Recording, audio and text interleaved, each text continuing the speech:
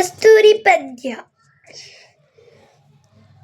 ಬಣ್ಣದ ತಗಡಿನ ತುತ್ತೂರಿ ಕಾಸಿಗೆ ಕಂಡನು ಕಸ್ತೂರಿ. ಸರಿಗಮ ಪದನಿಸ ಊದಿದನು, ಸನಿಗಮ ಪದನಿಸ ಊದಿದನು. ತನಗೆ ತುತ್ತೂರಿ ಇದೆಯೆಂದ, ಬೇರ್ಯಾರಿಗೂ ಅದು ಇಲ್ಲೆಂದ.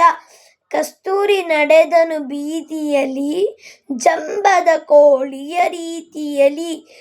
ತುತ್ತೂರಿ ಊದುತ್ತ ಕೊಳದ ಬಳಿ, ನಡೆದನು ಕಸ್ತೂರಿ ಸಂಜೆಯಲಿ.